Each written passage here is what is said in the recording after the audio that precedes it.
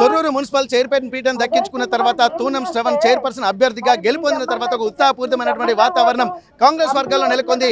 మొత్తానికి ఒక ఉత్కంఠ భరితమైనటువంటి వాతావరణం నడుమ చైర్మన్ పదవిని దక్కించుకోవడానికి కూడా అతి తక్కువ వయసు ఉన్నటువంటి శ్రవణ్ కుమార్ గెలుచుకున్నారు.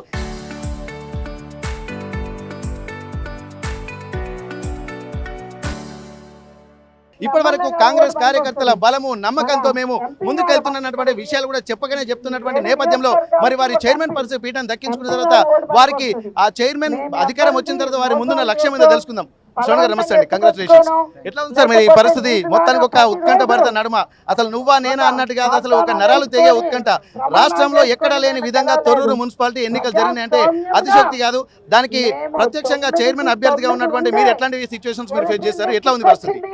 తొర్రూరు మున్సిపాలిటీ పాలకుర్తి నియోజకవర్గంలో ఏక మున్సిపాలిటీ తొర్రూరు మున్సిపాలిటీలో న్యాయం గెలిచింది. ఎందుకంటే ఇద్దరు సేమ్ బీఆర్ఎస్ కాంగ్రెస్ సేమ్ బరాబర్ 9-9 ఉన్నా కూడా టాస్లా మా కాంగ్రెస్ కు న్యాయం జరిగింది అంటే న్యాయం ఉన్నట్టు అర్థం. తొర్రూరు గడ్డ మీద కాంగ్రెస్ జెండా ఎగరాలని దేవుడు రాసి పెట్టాడు. దానికి మా ఎమ్మెల్యే యశస్విని రెడ్డి అక్క గారికి, ఝాన్సీ మేడం గారికి ఎప్పటికీ మేము రుణపడి ఉంటాం. ఎందుకంటే తొర్రూరు ఒక జనరల్ సీట్లో కూడా బీసీలకు ఇద్దరికి వైస్ చైర్మన్ అయినా చైర్మన్ అయినా ఇద్దరికి బీసీలకు కష్టపడ్డ కార్యకర్తలను గుర్తించి కాంగ్రెస్ పార్టీ నుంచి కాంగ్రెస్ పార్టీలో ప్రతి కష్టపడ్డ కార్యకర్త గుర్తింపు అనేది ఇప్పుడు కాకపోతే 2 రోజులకైనా ప్రతి ఒక్కరికి గుర్తింపు ఉంటుందని నేను తెలియజేస్తున్నాను. ఇప్పుడు మీరు నిజంగా ఒక తక్కువ వయసులోనే ఎక్కువ బాధ్యత మీకున్నది. ఇప్పుడు ఒక యువ నాయకుడిగా మీరు రాజకీయాల్లో మరింత ఉత్సాహంగా ముందుకెళ్ళబోతున్నారు. మీ ముందున్నటువంటి తొర్రూరు మున్సిపాలిటీలో మీరు ఏ లక్ష్యాల మీద పనిచేయబోతున్నారు? తొర్రూరు మున్సిపాలిటీలో గతంలో బీఆర్ఎస్ పార్టీ కొన్ని అభివృద్ధి పనులను నోచుకోలేదు. ఈ రోజు తొర్రూరు మున్సిపాలిటీ కాంగ్రెస్ పార్టీ అధికారంలో ఉన్నది కాబట్టి, మా అక్క ఎమ్మెల్యే యశస్విని రెడ్డి ఉన్నారు కాబట్టి, ఇక్కడ చైర్మన్ గా నేను కాంగ్రెస్ పార్టీ నేను ఉన్నది కాబట్టి డ్రైన్లైనా సీసీలైనా ప్రతి ఒక్క ఏ పని ఉన్నా తొర్రూరులో మరో ఒక్క పని అని ఉండదు. ఇంకా 3 సంవత్సరాల్లో మళ్ళీ వచ్చే 5 సంవత్సరాలు వాళ్ళే గవర్నమెంట్, మనదే కాంగ్రెస్ గవర్నమెంట్దే. ఒక్క పని లేకుండా ప్రతి ఒక్క పని, ప్రతి సీసీ డ్రైన్లు ఏదైనా వీధి లైట్లు ఏదైనా 100% చేసే బాధ్యత మాది. మీకు ఇప్పుడు ఎవరిని ఇన్స్పిరేషన్ తీసుకొని మీరు ముందుకు వెళ్ళబోతున్నారు? ఎందుకంటే ఇక్కడ మీ కుటుంబం కూడా రాజకీయ నేపథ్యం, మీ మదర్ కూడా రాజకీయాల్లో ఉన్నటువంటి నేపథ్యము, గతంలో ఉన్నటువంటి అనుభవాలు కూడా రేపు ఫ్యూచర్ లో పనిచేస్తూ ఉంటుంది. మీకు మెయిన్ స్ట్రెంత్ ఏంటి ఇక్కడ?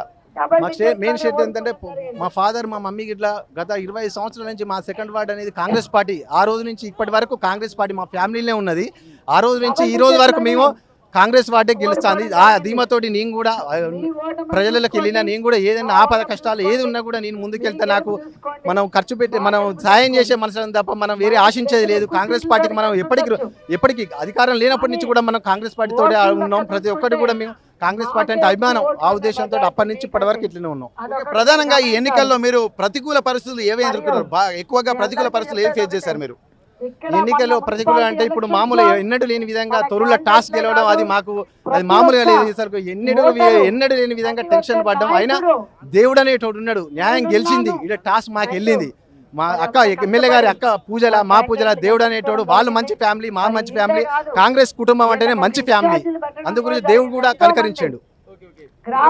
మీ మొత్తానికి అంతిమంగా చైర్మన్ పదవి గెలుచుకున్న తర్వాత మీ తొర్రూరు ప్రజలకు ఏం చెప్పదలుచుకుంటున్నారు? ఒకటే, మేము అధికారం లేనప్పుడు కూడా గెలిచాం. ఇప్పుడు అధికారం ఉన్నాయి, అన్ని ఉన్నాయి. నాకు చేసిన సెకండ్ వార్డు ఓటర్ ప్రజలందరికీ ధన్యవాదాలు తెలియజేస్తూ 16 వార్డుల ప్రజలకు కూడా ప్రతి ఒక్క ఏదైనా ఏ ప్రాబ్లం అయినా ఏదైనా ఆ చిన్న వయసే కానీ నేను చేసే పెద్ద పనులే కాకుండా ఏర్పడడం మనం 100% ప్రతి ఒక్క ఆపద అంటే పేద కుటుంబాలకు కూడా ఈ విధంగా ఆదుకుంటా ప్రతి ఒక్కటి చేసే బాధ్యత నాకు. ఇప్పుడు రాజకీయాలకు అతీతంగా, పార్టీలకు అతీతంగా మీరు పనిచేస్తూ ఉంటారు. రాజకీయాలకైతే మన కాంగ్రెస్ పార్టీకి ఉన్నది కాబట్టి 100% కాంగ్రెస్ పార్టీ వాళ్ళకు ముందు గుర్తించి, గతంలో బీఆర్ఎస్ ఉన్నప్పుడు కాంగ్రెస్ పార్టీకి వర్క్ రాలే. ఈ రోజు కూడా మేము కూడా కాకుండా మేము అదే విధంగా కాకుండా 16 వార్డుల తొర్రూరు అభివృద్ధి చేస్తాం. వాళ్ళ లెక్క మేము కాంగ్రెస్ గెలిచిందని ఆడ అభివృద్ధి చేయకుండా ఉండం.